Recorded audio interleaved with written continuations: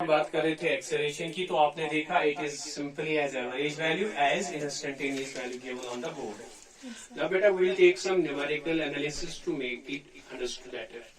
सबसे पहले न्यूमेरिकल बेटा हम इंट्रोड्यूस करते हैं आपके साथ। एज एन एग्जांपल, अगर हमारे पास distance travel of a moving body है एज 2t² माइनस 4t, तो आपसे पूछा जाएगा find acceleration at t is equal to 3 seconds and acceleration from 0 to 3 seconds। जरा सोचिए ये क्वेश्चन कितना सिंपल है और आप ऐसे कैसे करना है।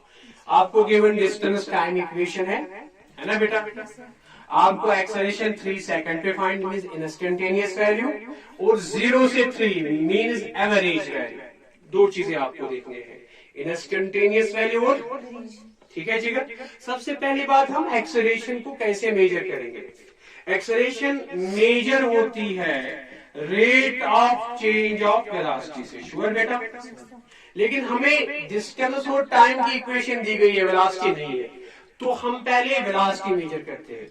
सो वेलोसिटी होती है ds by dt और वो होता है d by dt of s is 2t² minus 4t।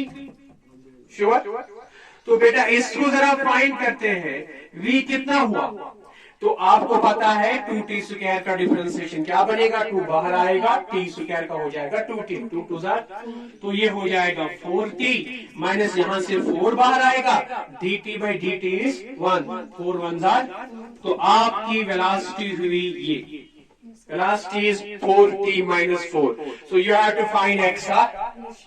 What is acceleration then बेटा, it is dv by dt and your v is given 4t minus 4। Differentiation of 4t is 4 and differentiation of 4 is 0, so that is minus 0, therefore acceleration is equal to 4 meter per second square।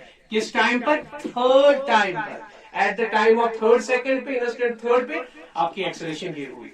लेकिन बेटा साथ में आपको कहता है दूसरा part, average acceleration 0 to 3 seconds।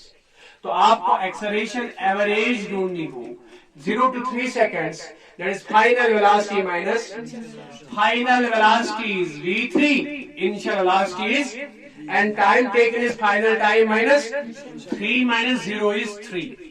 Sure? So beta let us find velocity 3 मतलब क्या है, वेलोसिटी का वैल्यू पुट 3 कर दो टाइम का, है ना, यानी यहाँ पे टाइम का, यानी v3 की मीनिंग क्या है, v3 की मीनिंग है 4t माइनस 4 में t को पुट कर लो 3 सेकेंड्स। श्योर, बात समझ आती है ना। तो ये कितना हुआ, 4 into 3 minus 4 that is 12 minus 4 that is 8 metre per second. Sure. तो बेटा जब 0 होगा तो आपको जब v0 देखना हो, it is again 4t velocity minus 4 equation में t का वैल्यू 0 कर लो, ये भी 0 होगा तो v0 इज इक्वल टू 0, है ना बेटा। सो आप देखिए we have making a mistake somewhere or not, so let us find it clearly बेटा।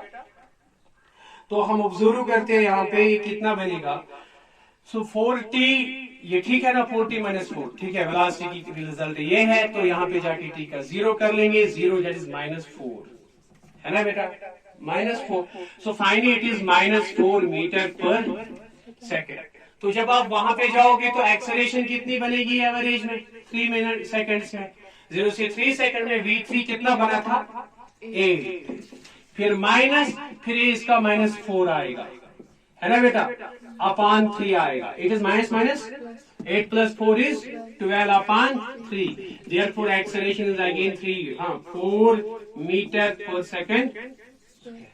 Sure, any confusion. Next numerical हम दोबारा एक्सेलरेशन पे देखते हैं। हमारे पास क्वेश्चन है डिस्टेंस की रिलेशन टाइम के साथ 3ti plus 4tj है।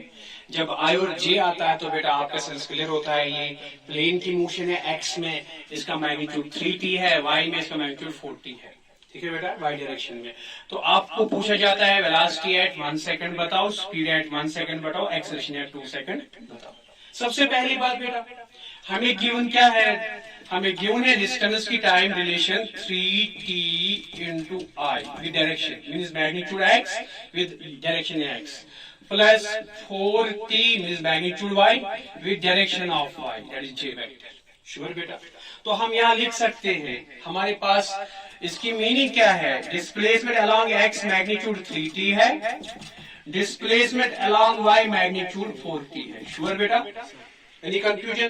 तो आपको वेलोसिटी चाहिए, वेलोसिटी x में कितनी है? Velocity therefore velocity along x is dx, velocity along x is, so it is d by dt of s along x, वो कितना है?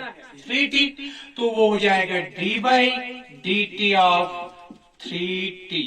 Sure? Any confusion? What is differentiation of 3t here? 3. Sure beta? Therefore it is what we call as velocity. So velocity along x is what? 3 into I as a direction. Any confusion? And velocity along y is what? d by dt of s along y. है ना बेटा?